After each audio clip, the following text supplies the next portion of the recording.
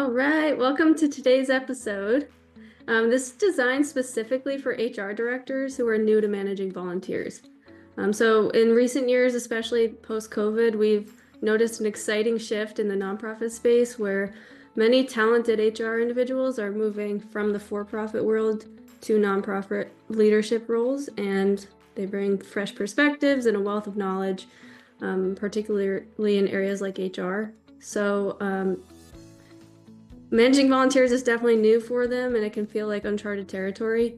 So it's natural for someone who's worked with employees to approach volunteerism in the same way. But there are some key differences, so we're going to talk about those today. And a lot of the onboarding requirements are the same: applications, background checks, policy acknowledgements, very similar for staff, but we'll talk about why you shouldn't treat volunteers like unpaid employees and how they're different. So whether you're new to volunteer management or looking for a way to enhance your program, we'll give you the tools and perspective you need to do that. Yeah, it's an interesting thing. We've had a lot of these conversations recently where we're like, oh, we're going to get introduced to the new director of HR or the new CHRO, usually for like a larger customer if they've got a CHRO. And sometimes it's just somebody who does, HR. But HR is one of the places where sometimes volunteerism lives, especially in a bigger operation. Sometimes it's under development, sometimes it's under operations, but usually when it is somebody under HR, they have like a different perspective because you're used to dealing with employees, paid staff. And so if they haven't been in the nonprofit world and hadn't had volunteers as something under their level responsibility, this is something that's new to them. And so their instinct is to treat them like paid employees. So we've had a couple of these calls later where we're basically consulting a person that's been in the HR world for a long time, has far more experience than we do in that arena, but is brand new to having to manage volunteers. And there's some key differences between volunteers and employees that it's not a one size fits all. So we're trying to pound a square peg into a round hole kind of thing. So one of the ways that here's like a fundamental difference. Or let me start out with why people often see them as the same thing. Right? I have a job that somebody has to do. I kind of hire them, right? They take on that job, they perform that work, they report hours on what they're doing. And then we need to know, who those people were, whether they were approved or not, what times they worked, and we need to report on that stuff.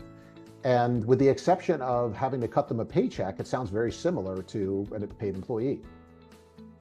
And even in some cases, for those customers of ours, where the onboarding requirements are very similar, like as Sophia mentioned, like they need background checks, they have to be trained, they have to go through training for sexual harassment policies or whatever it may be. And so we have this, the HR professionals have this tendency to want to say, well, it's just like an employee, they just don't get paid. Here are the fundamental differences, and this one should be the cleanest bright line that I could make, is that here's a simple thing where if I have a new job for a paid employee, this is the traditional process. I post that job to the public somehow. And then let's say I have one job available and I have 100 people apply for that job. And those 100 people, they go to that advertisement for that job. They look at the thing, they self-determine whether their resume they think matches that. And those 100 people all put a resume in there. And then there's some process of weeding people out. And the entire process for onboarding a paid employee is getting it down to one person. So I got 100 applicants, and I want to figure out which of those I can immediately take out of the stack, which of those I want to pass on to a manager. We want to whittle it down to 3 or 4, set up some interviews, eventually make an offer to 1 or 2 of them, and then whoever accepts whatever. Now I have my one person. Contrast that with what most volunteer opportunities are. And that is that I have 100, I need 100 people, or I need 10 people, but let's say it's 100 people. And I am lucky enough, I am fortunate enough to get 100 people interested in helping me.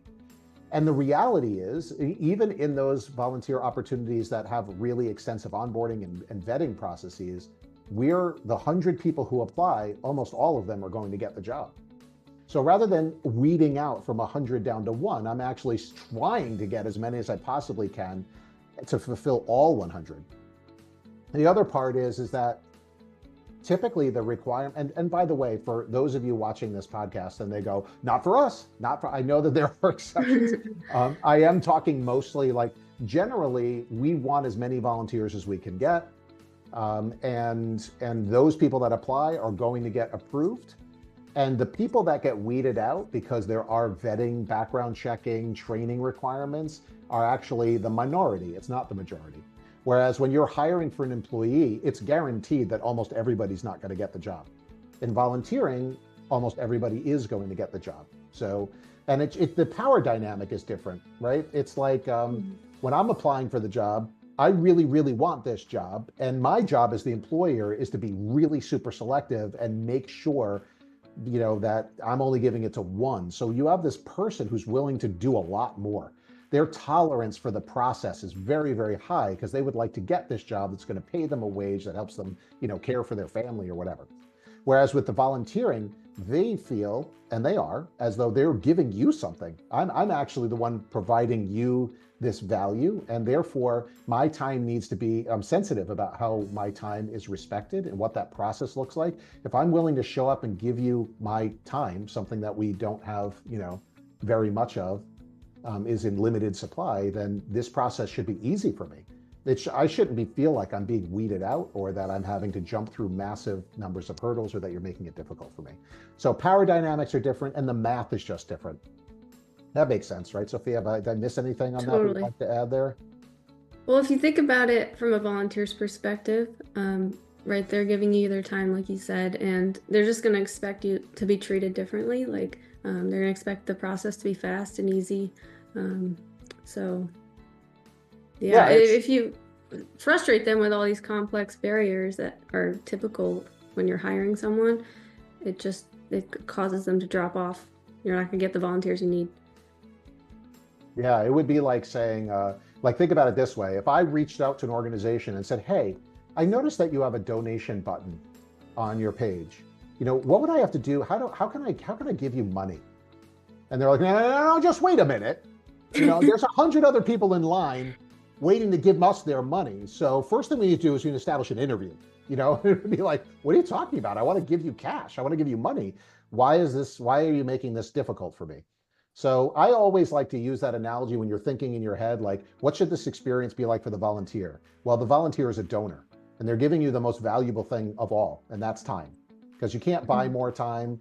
You know, it's the only thing that we don't have in supply. You can always go out and get more money, but you can't get time back. So we have to treat that like the most valuable donation somebody can give us. All right, so we sort of, that very clear example is like, that's a whole paradigm shift, even though the two things sound very similar, right? So to get back to the part about, there is a case for gatekeeping. Now, there can be, we'll get to that in a moment. But just to reiterate sort of what Sophia said is we don't want to upset, frustrate our volunteers. And I call it gatekeeping, but basically it is when you create choke points in the volunteer vetting and onboarding process, that is what is problematic. So what are some examples of that gatekeeping? Well, one is that sometimes we will actually say to a volunteer, and it's weird how we do this in volunteering. If you're interested in volunteering, click here and we'll get you over to our volunteer coordinator and they'll reach out to you and they'll have a conversation. We'll do an interview. We'll talk to you. We'll figure out where the best fit is for you. It's interesting that we see this so much in volunteering because that's a major chokehold on the volunteer onboarding process.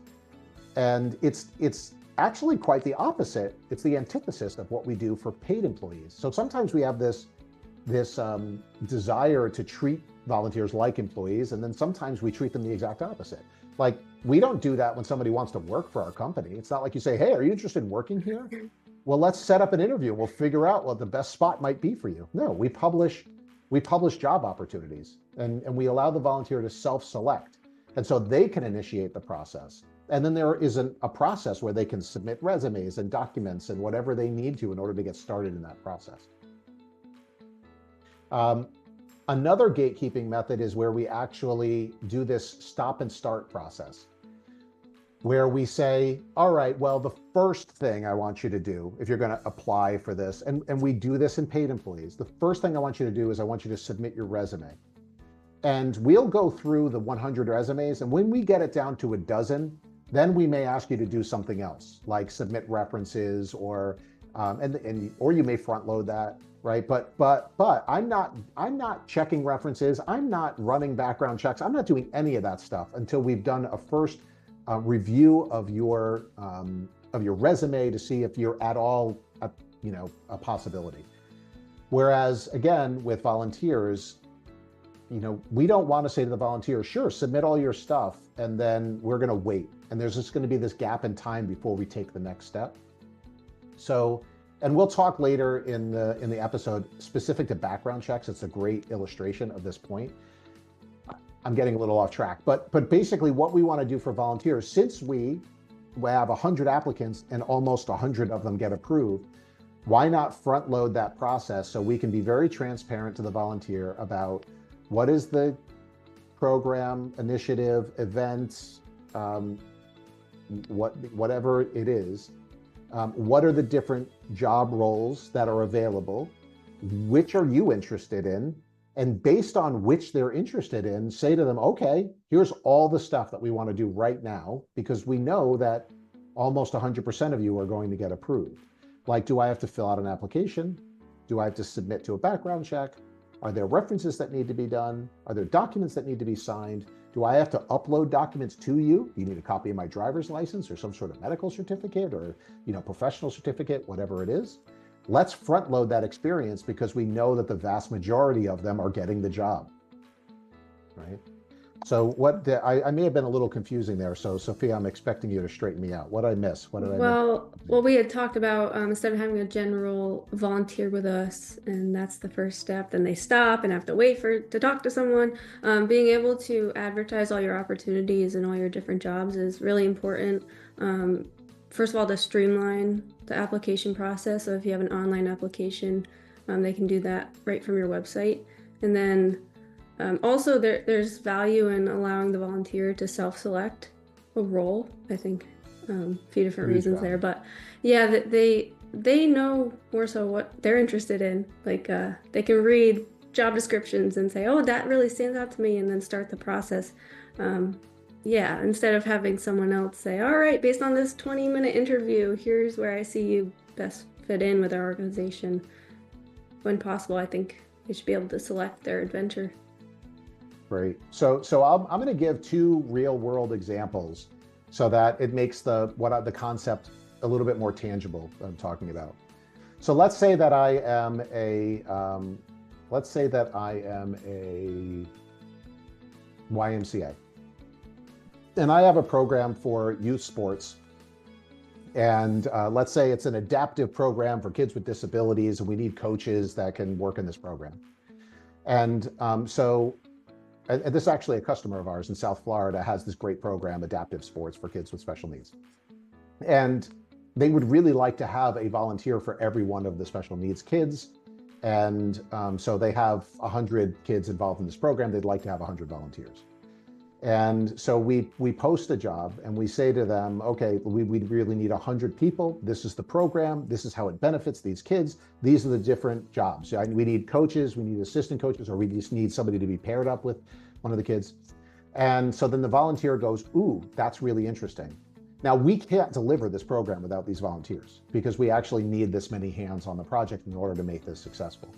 So if we get 100 people to apply, presuming that they fit the right criteria, because that's also very important, then we want all of those volunteers. In fact, if we could have a ratio of 2 to 1, that's even better. So little thing there, the neatest thing is that they had literally, for this one program, they ended up recruiting like 3 adults for every kid, which you feel like might be too much. Yeah, but it wasn't. It was like amazing. The event went off like so beautifully. Anyway, so my point there is that 100 job applicants, we want all of them. In fact, we may even accept double the amount or triple the amount. So those volunteers, though, there's still a lot of vetting that has to be done. So you're working with an at-risk population. They're both kids and they have special needs. There's training that's required because there's a certain ways in which you are and are not allowed to handle children, talk to children, communicate with children. So there's training that has to be involved around that. And there's documentation so that we know who these people are, et cetera. So for this organization, they require applications, criminal background checks. They have to go through training on child abuse prevention, appropriate touch, mandated reporting. They have to sign waivers, photo releases, and they may have a specialized training on the adaptive program itself. And so you're like, oh, okay, well, sometimes the instinct, if I'm just an HR professional dealing with employees, I would say, okay, great, apply for this job. We'll do an interview. We'll decide if you're a good fit, and then we'll take things from there.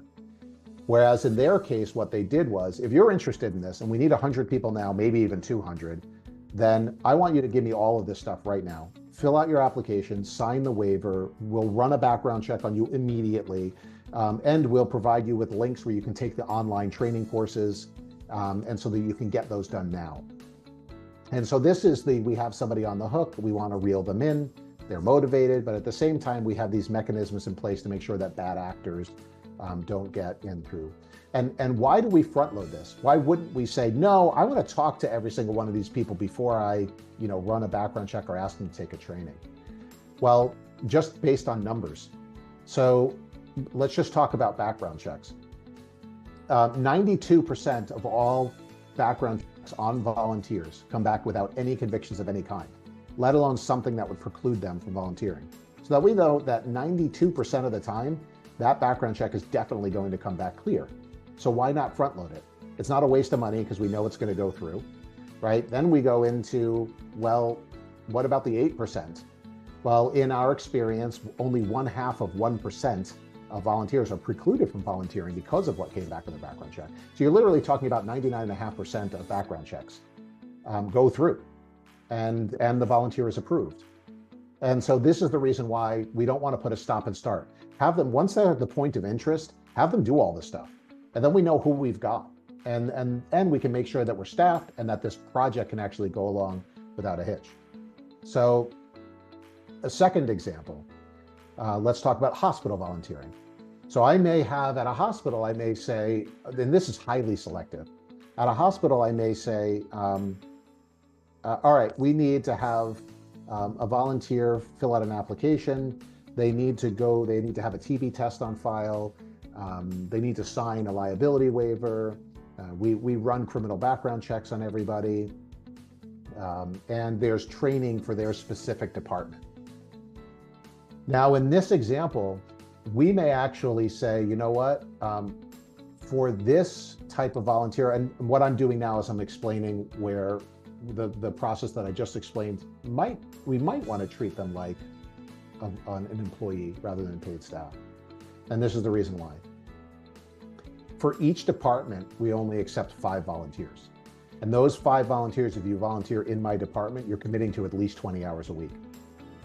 And the reason why we do that is that we have to invest so much time in training each volunteer and vetting them that it actually isn't worth it to us to accept everyone. We're actually going to be really, really picky about who we choose because there's a lot of sensitivity, and mainly because of the training requirements. So we have to have highly committed volunteers.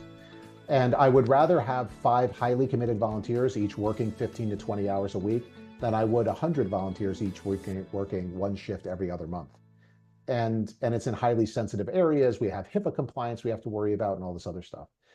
And so you can see the difference in those 2 volunteer opportunities where we are going to say, okay, well, if you want to volunteer in the neonatal unit at the hospital because you love kids and maybe you were formerly a nurse or you want to be a doctor, you're in school for it or something like that, then I could say, no, you know what, we're actually going to be highly selective about this. We are going to treat you just like an employee. And therefore, we're going to have you come in and interview with the department head first. And the other side of it is usually there's some extenuating benefit to the volunteer outside of them just giving of their time and energies and resources. So volunteering in that hospital might give you work experience, right? It might be, the prerequisite for school hours or a training program or, something like that.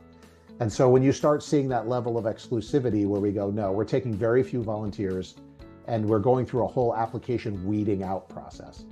So in our experience though, the vast majority, at least 75 to 85% of volunteering falls into the prior category. But by all means, if you have like something where you're narrowing people down, weeding them out, so to speak, then you can sort of take a multi-phased approach where you say, come in for an interview first.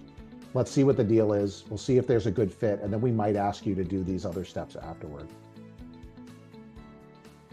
What do you think? Yeah, that's a super helpful distinction. There are two clear categories that I've seen, the ones you just mentioned.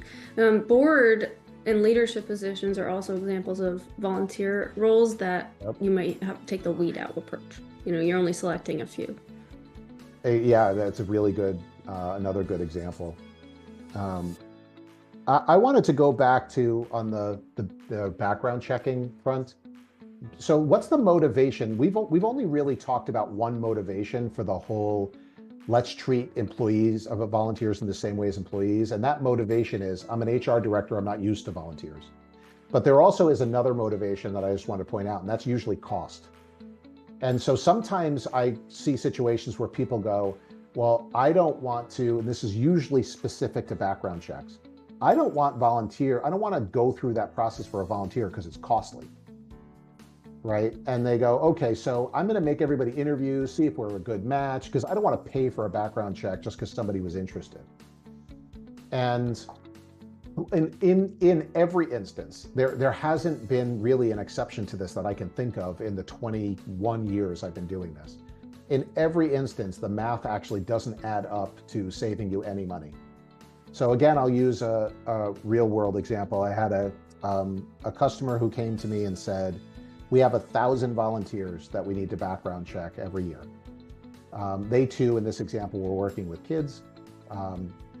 And they said, what we want to do is we want to do an interview. We want to do reference checks, actually, was what it was first. And only after they pass their reference checks do we then want to run background checks. And so this is the process they wanted. Apply, provide your references, we'll call the references. Then once that's done, we'll reach back out to you as the volunteer and have you fill out a criminal background check application. And then we'll run that background check application.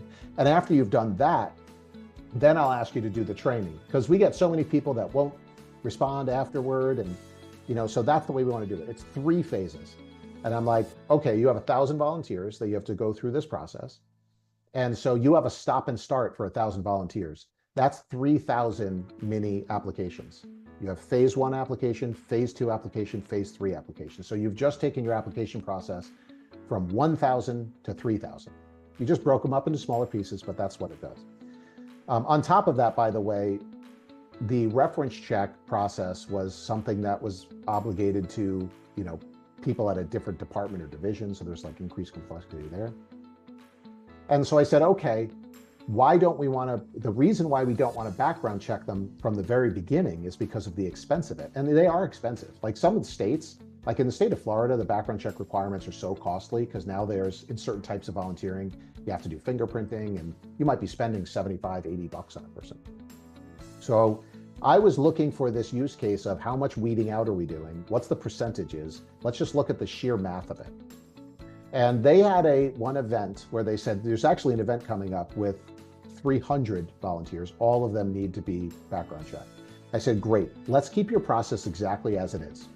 But let's just track and monitor how many of the people went through the first phase of their onboarding and didn't make it to the second phase. You cut them out after the first phase. They did their application and their reference checks, and then you said, yeah, no good, not going to background check them. Then let's go to the second phase where we background check them. And then let's figure out after they background check them, how many did we weed out after the background check? And then we would ask them to go on and do the training. And so they agreed. And so they went through that process.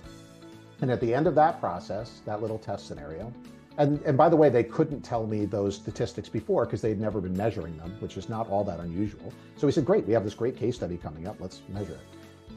And so what ended up happening was 0 volunteers were restricted based on reference checks. 0 volunteers were restricted based on what came back on their background check. In fact, there were only a dozen or so where they had any convictions of any kind for the previous decade. And there's never was a reason for them not to go on to do their training. And so in the end, they didn't lose any money. If they were to have said from the very beginning, let's just background check them all from the start, they wouldn't have saved a dime with their existing process. However, the metric that was very interesting was that they lost about 100 of the initial applicants, eventually fell out. They just stopped responding because that onboarding process took them weeks to get through. They would submit the application and reference checks. It would take them 2 to 3 weeks to call on references. Then they would go back to the volunteers for the background checks. And so there was more that we did with that customer. We automated reference checking and stuff. But what we ended up learning in that little thing, and which I knew was going to happen because I know what the numbers were, it's almost nobody gets precluded from a background check. When they do, it's super important. Believe me, I'm a big believer in doing criminal background checks because if it's 0.5%, that's what you're trying to get out of there. But as far as the stop and start process and the justification for it being, well, I don't want to incur the cost, that usually doesn't hold any water once you start putting the math to it. And the overall cost in making your staff and volunteer run around in circles for taking 1,000 applications and making them 3,000 applications, that cost far exceeds anything you would have, even if 10% of the volunteers, were background checked and shouldn't have been, in the end. Kind of talked on there for a bit. Oh yeah, that was a good, interesting story. No, I think it's important to get the volunteer going in the application process super soon because they don't have to volunteer. I mean, like you need a job, you know what I mean? Right. Well, yeah. So if they've made the commitment to visit your website, to look at your opportunities, get them to submit the background check right then and there because that's when they're motivated and they have momentum. Momentum is so huge. If somebody gets interested, they're willing to give their time, they've self-selected the volunteer opportunity, so more than often than not, much more often than not, they are going to be qualified. Just get them through the process. Don't stop and start it. Once you get them on the hook, feed them through that, automate as much as you possibly can. Take something that is currently or may take weeks to get done and make it something they can get it done in a day or two. That changes everything. You start getting participation starts increasing. And the other big part of it is once you get people in who are interested and you make that process easy on them, then they'll come back more often. And then therefore, we don't have to go through this every single time. If we're constantly treating every volunteer like we're weeding them out, you're going to constantly be weeding people out and you're going to be constantly churning volunteers. Whereas this process presumes that the math is on your side. Most people are going to ultimately get the job. So let's front load the application process to make it as easy as possible on everyone. No stopping and starting, no turning 1,000 applications into 3,000. And then people will be much more likely to complete the onboarding process and repeat the volunteer experience. And so we don't have to worry about the full onboarding experience the next time because we've driven away a bunch of volunteers by inefficient processes. So now we're building up that core of volunteers that are more committed to your organization and see you as a well-run, well-oiled machine that got them to the point of being interested to making an impact so super quick that they're like, I need to do that again. We want to get them hooked. So especially a first-time volunteer, you want to make that process like, listen, you believe in our mission, you want to do something to make a difference, we're going to make it super easy for you to get there. As soon as you get there, you go, geez, I was able to really make an impact with very little resistance. I want to do that again. And that is like that's the epitome of an extraordinary volunteer organization. And it all starts with recruitment and onboarding. So we have to make sure that we get that right. And we can't treat it like, listen, every volunteer that's out there is vying for that one job out of every 100 applicants. We have to treat the volunteer like every applicant is a gold resource, like a monetary donor that we want to get in and get onboarded as quickly and easily as possible. Good. We should end on that. That was beautiful. Unless you have anything else. No, I think that's great. Right. I feel good about that. Yeah, I'm hyped. All right. Let's go volunteer. All right. Awesome. Thanks, everybody. Bye. See you next time.